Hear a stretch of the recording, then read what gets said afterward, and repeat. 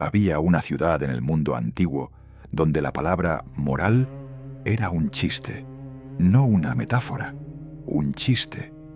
Si en cualquier rincón del Imperio Romano querías insultar a alguien, le decías que vivía como un corintio. Eso bastaba. No hacía falta explicar más. Corinto era un puerto comercial donde se cruzaban todas las culturas del Mediterráneo, todos los idiomas, todo el dinero y todos los vicios que el dinero puede comprar. En lo alto de la ciudad se levantaba un templo dedicado a Afrodita, con más de 1000 prostitutas rituales. 1000. No era un burdel escondido en un callejón. Era una institución religiosa, visible desde cualquier punto de la ciudad. Una declaración arquitectónica de lo que Corinto consideraba sagrado. Era la Las Vegas, el Ámsterdam y el Wall Street de su época. Todo comprimido en un solo lugar. Todo funcionando al mismo tiempo, o todo alimentándose de lo mismo. La convicción de que el placer, el dinero y el estatus eran los únicos dioses que importaban. Y en esa ciudad, un hombre que fabricaba tiendas de campaña para ganarse la vida, un hombre que había sido apedreado, azotado, encarcelado y perseguido en casi cada ciudad que visitó, decidió plantar una iglesia. No en una zona segura, no entre gente respetable, en el corazón de Corinto, y contra toda probabilidad lo logró. Gente que había adorado ídolos, gente que había vivido sumergida en la inmoralidad más profunda, gente que no sabía nada de las escrituras judías, creyó. Se bautizó, se unió a la comunidad, y por un tiempo todo pareció funcionar. Pero Corinto no desapareció cuando la iglesia nació. Corinto se metió dentro de la iglesia. Y lo que Pablo descubrió cuando le llegaron noticias desde esa congregación fue tan grave, tan escandaloso, tan contradictorio con todo lo que les había enseñado, que tuvo que sentarse a escribir una carta que no es un sermón bonito, es una intervención quirúrgica. Es una de las confrontaciones más directas, más brutales y más necesarias que se han escrito en la historia de la fe. Y lo más inquietante de todo es que cada problema que Pablo enfrenta en esa carta es un problema que sigue vivo hoy, en iglesias de todo el mundo, 2000 años después. Esta es la historia de la primera carta a los Corintios. Y lo que vas a escuchar no es lo que crees que es mucho peor y mucho más poderoso. Si este tipo de contenido te atrapa, si sientes que hay algo aquí que necesitas escuchar hasta el final, dale like a este video y suscríbete al canal. Lo que viene en los próximos minutos va a confrontarte, va a incomodarte y probablemente va a cambiar la forma en que entiendes tu propia fe. Quédate hasta el final, porque el cierre de esta carta contiene una de las declaraciones más impactantes que Pablo jamás escribió. Lo primero que Pablo hace al abrir la carta es algo que parece contradictorio con la dureza de lo que viene después. Les da gracias. Les dice que han sido enriquecidos en toda clase de dones, que no carecen de ningún don espiritual, que Dios los ha llamado a vivir en unión con su Hijo Jesucristo y que Dios cumple su palabra. Si solo leyeras esos primeros versículos, pensarías que todo está bien en Corinto, que Pablo está orgulloso, que la iglesia prospera. Pero lo que Pablo está haciendo no es felicitarlos. Está recordándoles quiénes son antes de mostrarles en qué se han convertido.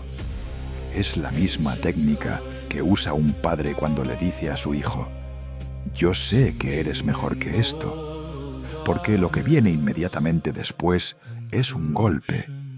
Los de Cloé le han informado que hay divisiones entre ellos, y no son divisiones pequeñas, son fracturas que atraviesan toda la congregación. Unos dicen, yo soy de Pablo, otros, yo soy de Apolos, otros, yo soy de Pedro, otros, con esa arrogancia espiritual que resulta peor que cualquier otra, yo soy de Cristo. Han convertido a sus maestros en marcas, en equipos, en banderas. La iglesia, que debería ser una, se ha fragmentado en clubes de admiradores. Pablo responde con una pregunta que corta como un bisturí. ¿Acaso está dividido Cristo? ¿Ha sido crucificado Pablo por ustedes? ¿Fueron bautizados en el nombre de Pablo? La respuesta obvia es no, pero la pregunta revela algo profundo sobre lo que estaba ocurriendo. Habían dejado de mirar al fundamento y se habían obsesionado con los constructores. Y esa obsesión tenía una raíz que Pablo va a exponer con una claridad feroz. La cultura de Corinto adoraba la sabiduría humana, la elocuencia, la capacidad de impresionar con palabras. Los filósofos eran celebridades, los oradores eran estrellas, y esa mentalidad se había filtrado dentro de la iglesia como agua sucia que se mete por las grietas de un edificio. Pablo destruye esa mentalidad con una de las declaraciones más radicales de toda la carta. El lenguaje de la cruz es un absurdo para los que van por sendas de perdición, pero para nosotros es poder de Dios. Dios ha escogido lo que el mundo considera necio para avergonzar a los sabios. Ha escogido lo débil para humillar a lo fuerte. Ha escogido lo despreciado, lo que no cuenta, lo que no es nada, para anular a los que creen que son algo. Piensa en lo que Pablo acaba de hacer. En una ciudad donde todo gira alrededor de quién es más brillante, más elocuente, más impresionante, Pablo les dice que Dios eligió deliberadamente lo contrario, no por capricho, por diseño, para que nadie pueda pararse delante de Dios y decir, yo me lo gané. Yo soy lo suficientemente inteligente, lo suficientemente talentoso, lo suficientemente importante. El Evangelio no es una mejora del sistema de valores del mundo, es su inversión completa. Y Corinto no lo estaba entendiendo. Pablo les recuerda cómo llegó la primera vez a la ciudad. No llegó con alardes de sabiduría, no llegó con discursos elaborados, ni con técnicas de persuasión. Llegó, dice él mismo, sin recursos y temblando de miedo. El mensaje que traía no se apoyaba en elocuencia humana. Era el Espíritu con su poder quien convencía. Y eso fue intencional, para que la fe de los corintios no dependiera de la habilidad de un predicador, sino del poder de Dios. Porque cuando tu fe depende del carisma de un líder, el día que ese líder cae, tu fe cae con él. Pero cuando tu fe se sostiene en algo que trasciende a cualquier persona, nada puede derribarla. Pablo les dice algo más, algo que debió dolerles. No pude tratarlos como personas maduras. Tuve que alimentarlos con leche, no con alimento sólido, porque no podían asimilarlo. Y todavía no pueden. Porque mientras haya entre ustedes envidias y rivalidades, o están demostrando que siguen siendo inmaduros. Son simples bebés espirituales, disfrazados de gente que presume de sabiduría. Les recuerda que él plantó, que Apolo regó, pero que fue Dios quien hizo crecer. Ni el que planta ni el que riega son lo importante. Lo importante es Dios. Y luego les da una imagen que deberían tener grabada en la mente. Ustedes son el templo de Dios. El Espíritu de Dios habita en ustedes. Si alguien destruye ese templo, Dios lo destruirá a él. Esas no son palabras suaves. Esas son palabras que deberían provocar un escalofrío. Porque lo que viene después va a demostrar hasta qué punto algunos en Corinto estaban destruyendo ese templo desde dentro. Pablo cambia el tono. Ya no está hablando de divisiones intelectuales. ahora está hablando de algo que le parece casi inconcebible. Hay un caso de inmoralidad sexual en la Iglesia que es tan extremo que ni siquiera los paganos lo tolerarían.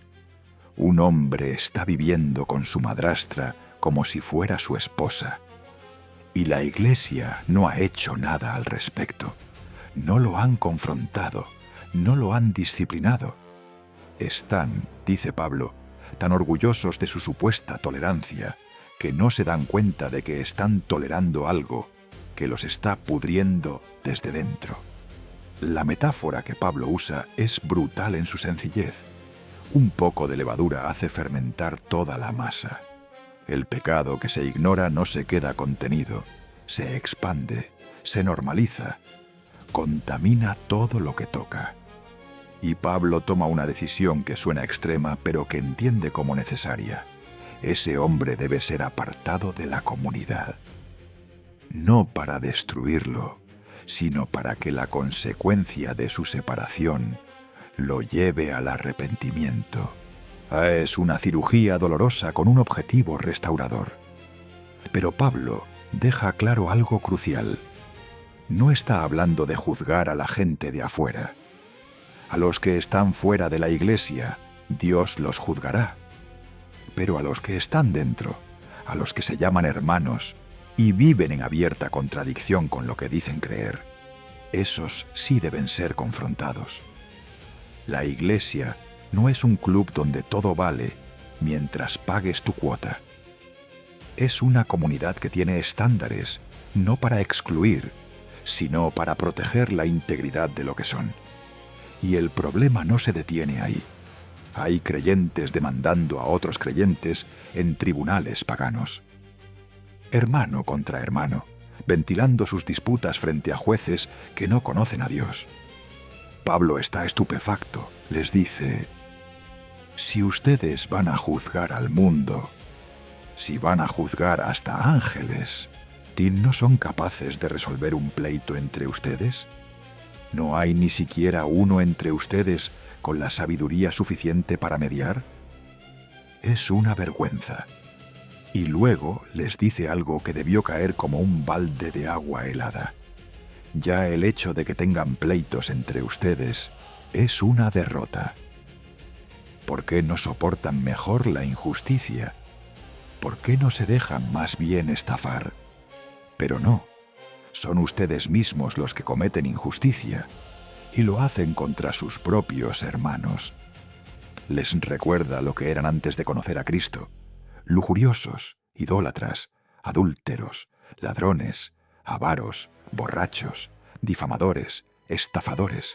Y les dice: eso es lo que algunos de ustedes eran, pero han sido purificados, han sido consagrados, han sido restablecidos en la amistad de Dios. El verbo está en pasado. Ya no son eso. Pero están actuando como si nada hubiera cambiado. Si lo que llevas escuchado te tiene clavado, si sientes que Pablo no está hablando solo a una iglesia del siglo I, sino a algo mucho más cercano, es porque esta carta tiene esa capacidad de atravesar el tiempo y golpear exactamente donde duele. Si este video te está confrontando, déjame saberlo en los comentarios. Y quédate, porque lo que viene ahora va a profundizar aún más. Hay un lema que circulaba en Corinto y que algunos creyentes habían adoptado como filosofía de vida: todo me está permitido. Pablo lo cita y lo desmonta. Sí, pero no todo es conveniente.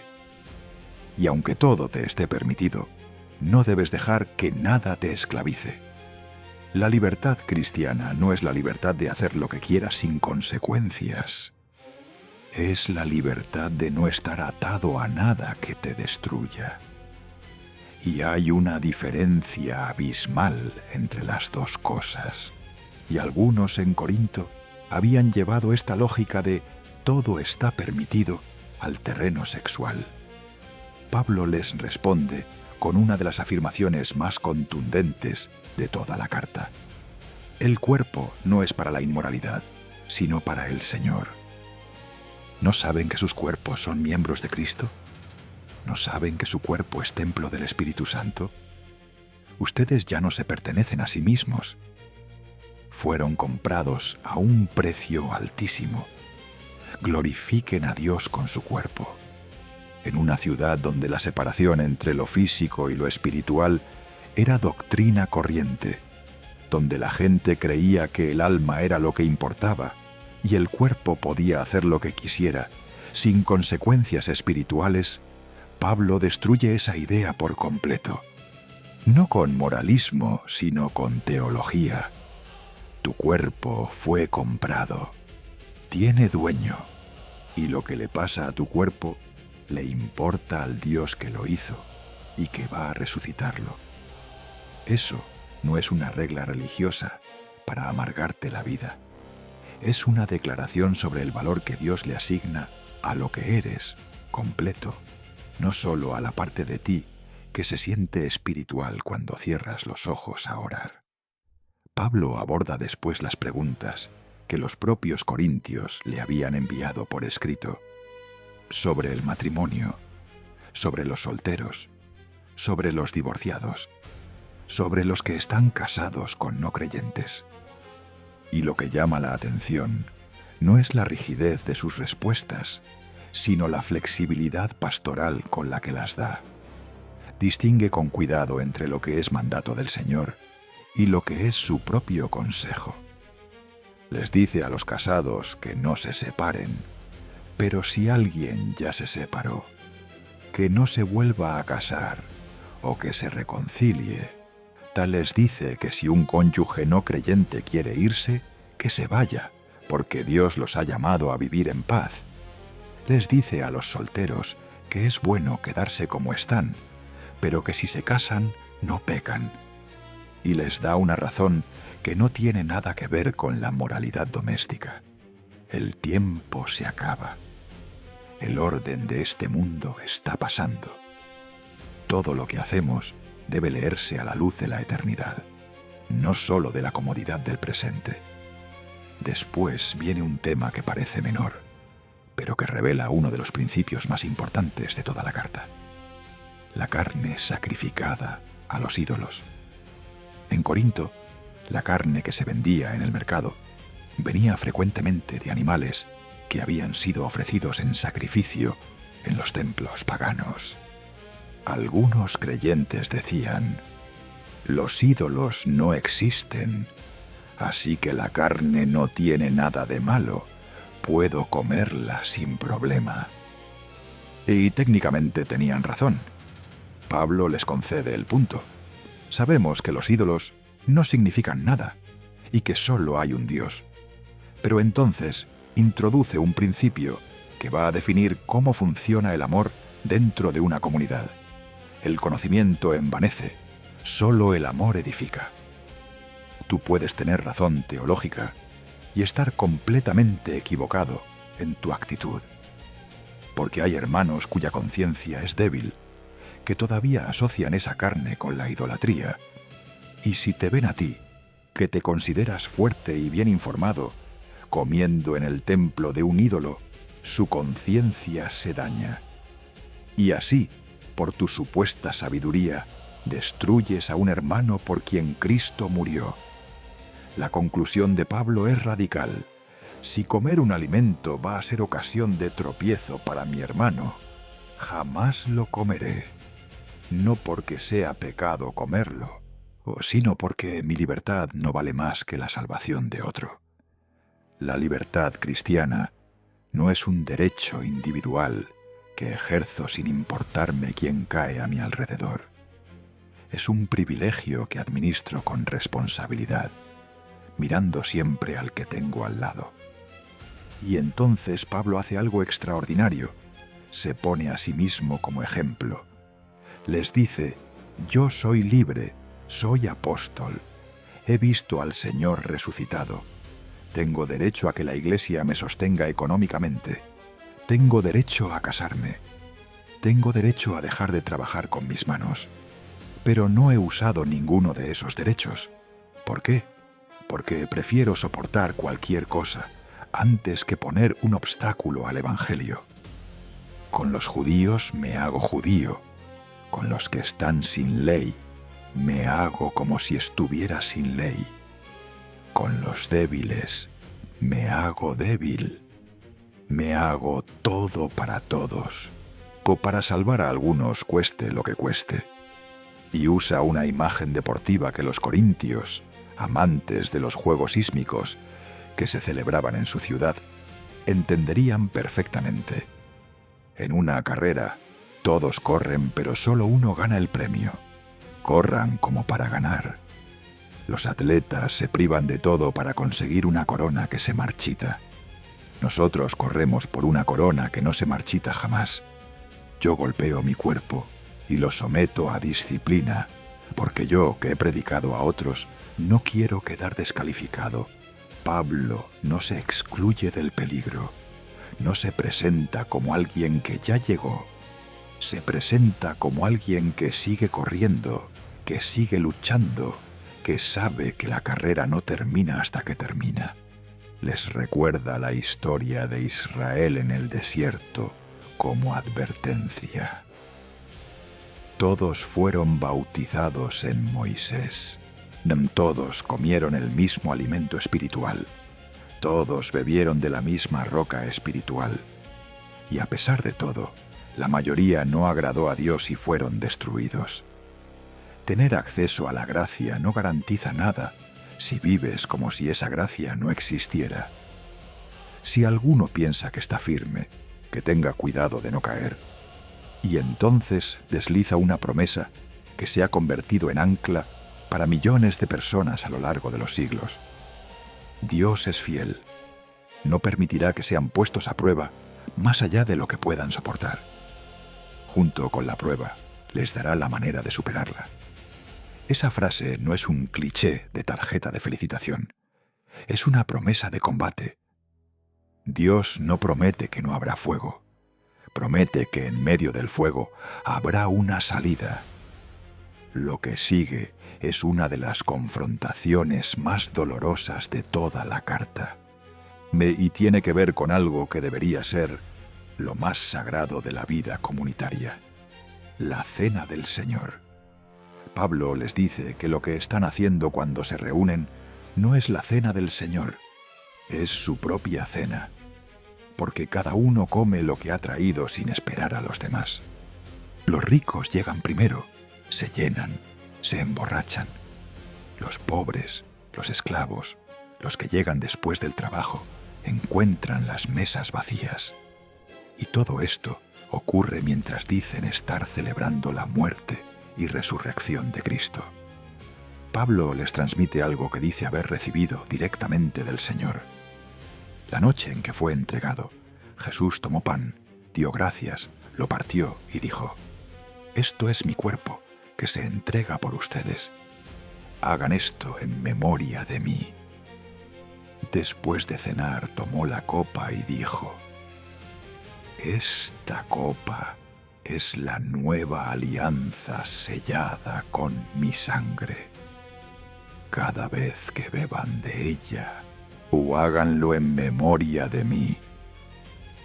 Cada vez que comen de ese pan y beben de esa copa, están proclamando la muerte del Señor hasta que Él vuelva». Y entonces la advertencia más severa: quien come y bebe sin discernir el cuerpo del Señor, come y bebe su propio castigo. Esa es la causa, dice Pablo, de que algunos de ustedes estén enfermos, débiles, y de que algunos hayan muerto. El abuso de la cena del Señor no era un problema litúrgico, tenía consecuencias físicas reales, porque trataban como algo común lo que era sagrado, porque usaban el espacio donde debía manifestarse la igualdad radical del Evangelio para exhibir las mismas jerarquías sociales que operaban afuera, en la calle, en el mercado, en el imperio. La solución de Pablo es sencilla y demoledora. Cuando se reúnan a comer, espérense unos a otros. Si alguien tiene hambre, que coma en su casa. Que la reunión no sea motivo de juicio, sino de edificación. Pues la cena del Señor tiene una lógica que invierte todo. El que tiene más, da al que tiene menos. El que llegó primero, espera al que llega después. Si el cuerpo de Cristo significa algo, significa que nadie come solo mientras otro pasa hambre en la misma mesa. Esta carta no deja ni un solo rincón sin iluminar, y la intensidad no baja. Si estás sintiendo que Pablo te está hablando directamente, no eres el único. Millones de personas han sentido lo mismo a lo largo de 2000 años. Si este video está tocando algo dentro de ti, compártelo con alguien que necesite escucharlo. Porque lo que viene ahora es el corazón mismo de la carta. Pablo aborda el tema de los dones del Espíritu, y lo hace porque Corinto había convertido los dones en una competencia. Todos querían el don más vistoso. Todos querían hablar en lenguas. Todos querían profetizar en público. Todos querían demostrar que tenían más espíritu que el de al lado. Y Pablo les dice, hay diversidad de dones, pero el espíritu es el mismo. Hay diversidad de funciones, pero el Señor es uno solo. La manifestación del espíritu en cada uno se ordena al bien de todos. No al lucimiento personal, al bien de todos. A uno el espíritu le da sabiduría, a otro conocimiento profundo, a otro fe, a otro el poder de sanar, a otro el de hacer milagros, a otro el de profetizar, a otro el de distinguir entre espíritus, a otro el de hablar en lenguas, a otro el de interpretar esas lenguas. Todo lo realiza el mismo y único espíritu, repartiendo a cada uno como Él quiere, no como el creyente quiere, como el Espíritu quiere. Y entonces viene una de las analogías más brillantes que Pablo jamás construyó: el cuerpo humano. El cuerpo tiene muchos miembros, pero es un solo cuerpo. Si el pie dijera, como no soy mano, no pertenezco al cuerpo, ¿dejaría por eso de ser parte del cuerpo? Si el oído dijera, como no soy ojo, no pertenezco al cuerpo, ¿dejaría de pertenecer? Si todo el cuerpo fuera ojo, ¿cómo podría oír? Si todo fuera oído, ¿cómo podría oler? El ojo no puede decirle a la mano, no te necesito. La cabeza no puede decirle a los pies, no los necesito. Al contrario, dice Pablo, los miembros que parecen más frágiles son los más indispensables, y los que consideramos menos decorosos los tratamos con más cuidado. Dios organizó el cuerpo dando más honor a lo que menos parece tenerlo, para que no haya divisiones, para que todos los miembros se preocupen unos de otros. Cuando un miembro sufre, todos sufren. Cuando uno recibe honor, todos comparten la alegría. Esa analogía no es una ilustración bonita para una clase de escuela dominical. Es una bomba detonada en el centro de la cultura corintia. En una sociedad donde el estatus lo era todo, donde la jerarquía social determinaba quién tenía voz y quién no, Pablo les dice que en el cuerpo de Cristo las reglas son exactamente opuestas. Lo que el mundo desprecia es lo que Dios honra. Lo que el mundo considera prescindible es lo que Dios declara indispensable. Nadie sobra, nadie es más importante que otro. Y el que cree que su don lo hace superior, simplemente no ha entendido nada. Y después de establecer todo eso, Pablo dice algo que funciona como bisagra. Aspiren a los dones más valiosos, pero les voy a mostrar un camino que es con mucho el mejor. Lo que viene después es probablemente el texto más famoso de toda la carta y tal vez de todo el Nuevo Testamento. Pero casi nadie lo lee en su contexto real. Si yo hablara todas las lenguas humanas y angélicas, pero me faltara el amor, no sería más que una campana que repica o unos platillos que hacen ruido. Si tuviera el don de profecía, y penetrara todos los misterios y toda la ciencia, si tuviera toda la fe para mover montañas, pero me faltara el amor, no sería nada. Si repartiera todos mis bienes entre los pobres y entregara mi cuerpo a las llamas, pero me faltara el amor, de nada me serviría. Estas palabras se leen en bodas, se imprimen en tarjetas decorativas, se ponen en cuadros sobre la pared de la sala, y en ninguno de esos contextos significan lo que Pablo quiso decir. Pablo no está hablando del amor romántico, está hablando a una iglesia dividida, competitiva, arrogante, que usa los dones espirituales como trofeos para impresionar, y les está diciendo que sin amor, todo lo que hacen es ruido, ruido literal. El que habla en lengua sin amor es una campana vacía. El que profetiza sin amor es nada. El que da todo lo que tiene sin amor no gana nada. La capacidad espiritual sin amor es exhibicionismo religioso, es circo, es ego disfrazado de espiritualidad. Y entonces define qué es ese amor. Es comprensivo y servicial. No sabe de envidias, ni de jactancias, ni de orgullos. No es grosero, no es egoísta, no pierde los estribos, no es rencoroso, no se alegra de la injusticia, encuentra su gozo en la verdad. Disculpa sin límites, confía sin límites, espera sin límites, soporta sin límites. El amor nunca muere. Cada una de esas líneas es un espejo puesto delante de Corinto. Los corintios tenían envidias, tenían jactancias, tenían orgullos, eran groseros, eran egoístas, perdían los estribos, eran rencorosos. Y Pablo les dice, todo eso que ustedes tienen va a desaparecer. Las profecías se acabarán, las lenguas cesarán, la ciencia se desvanecerá, pero el amor permanece. Cuando yo era niño, hablaba como niño, pensaba como niño, razonaba como niño. Al hacerme adulto, dejé atrás las cosas de niño. Ahora vemos como por medio de un espejo, de forma confusa. Entonces veremos cara a cara. Ahora conozco de forma limitada. Entonces conoceré del todo, como Dios me conoce a mí. 3 cosas permanecen: la fe, la esperanza y el amor.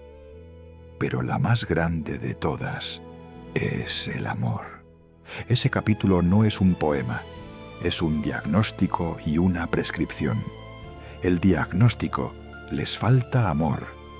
La prescripción: sin amor, nada de lo que hacen tiene valor eterno.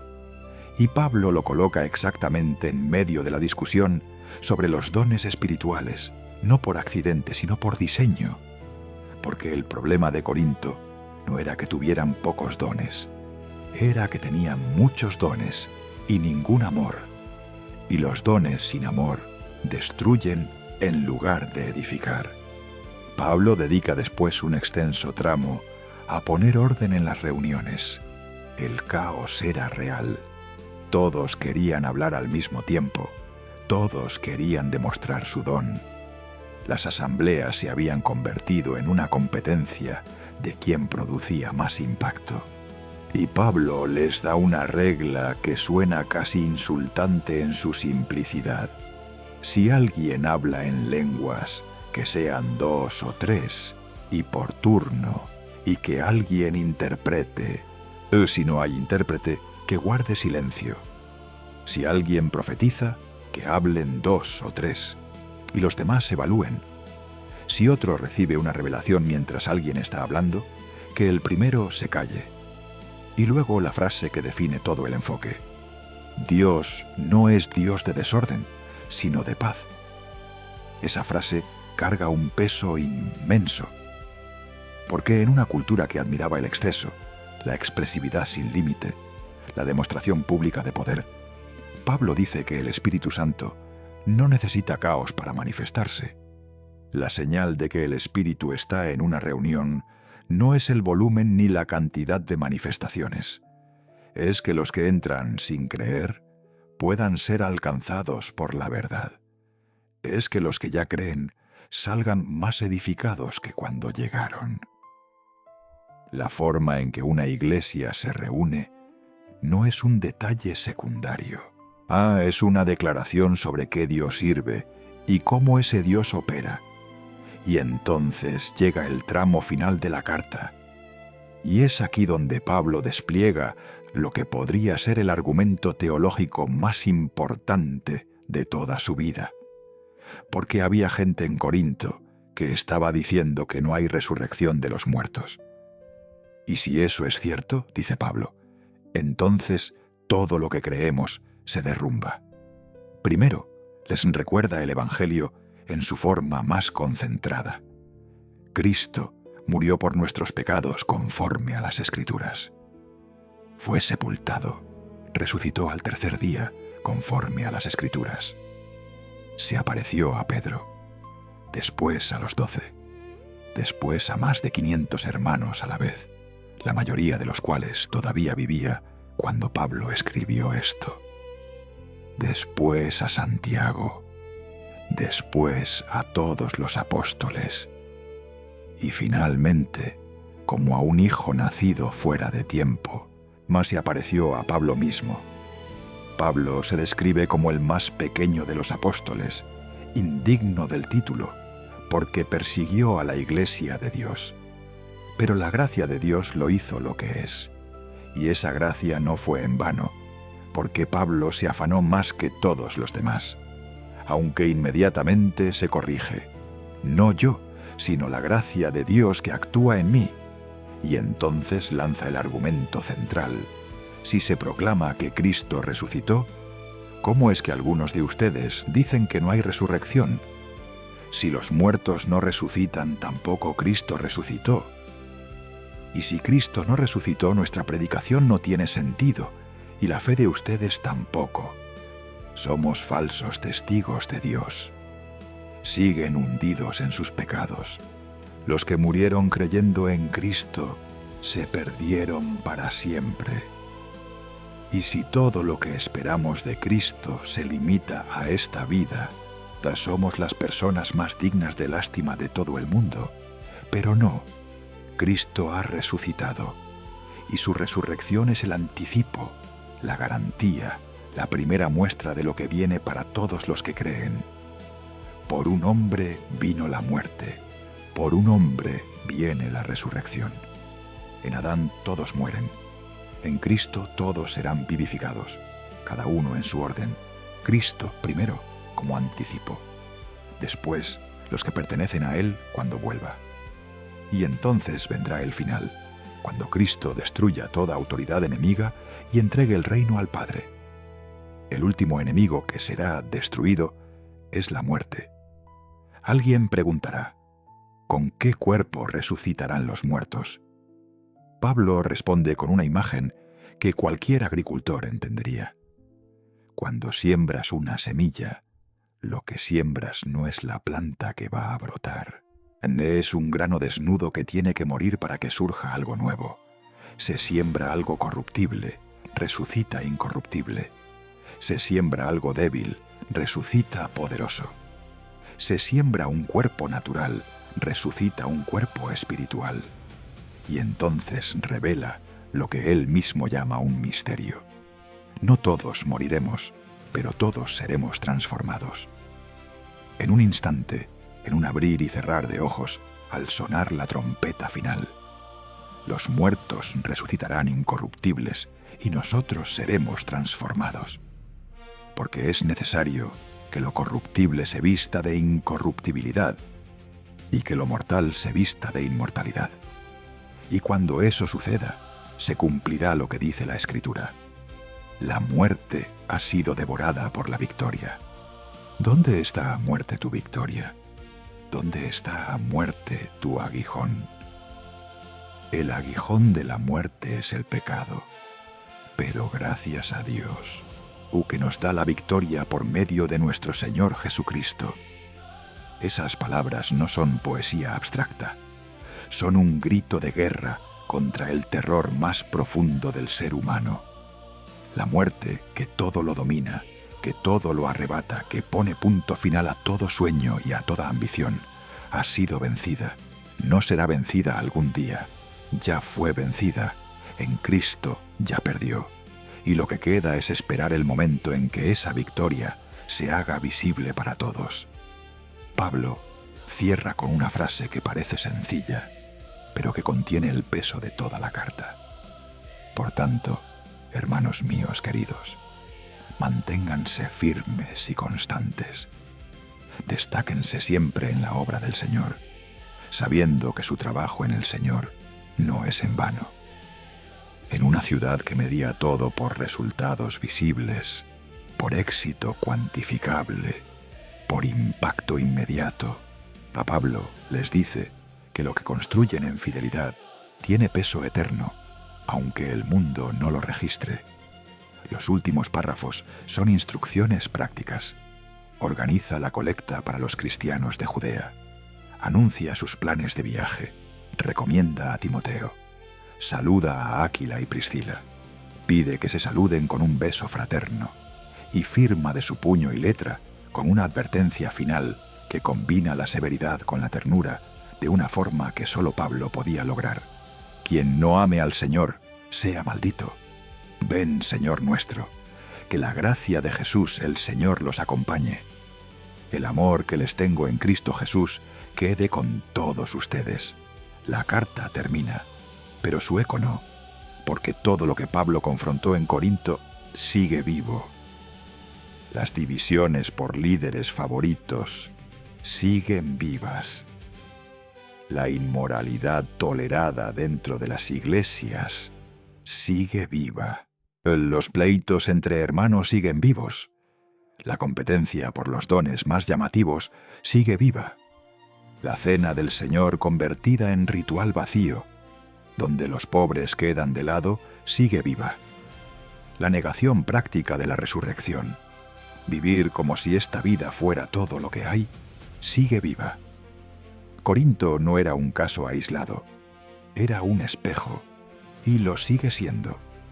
Lo que Pablo les escribió no fue un manual de buenas costumbres, fue un llamado a recordar algo que habían olvidado, que el Evangelio no mejora tu versión del mundo, la invierte, que la sabiduría de Dios parece locura, que el poder de Dios se manifiesta en la debilidad, que el mayor no es el que tiene más dones, sino el que tiene más amor, que el cuerpo importa, que la libertad viene con responsabilidad, que la muerte no tiene la última palabra y que todo lo que haces con fidelidad, aunque nadie lo vea, aunque nadie lo aplauda, aunque nadie lo reconozca, no es en vano.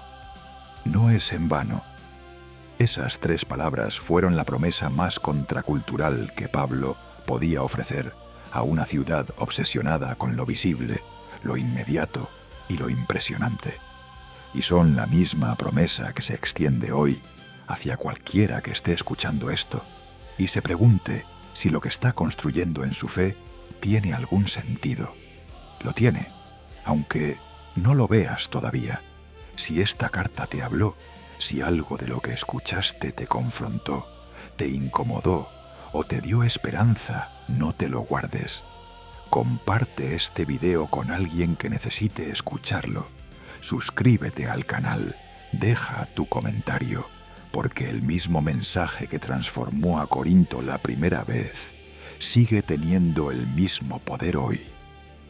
No necesita empaque nuevo, no necesita elocuencia humana, necesita corazones dispuestos a escucharlo tal como es.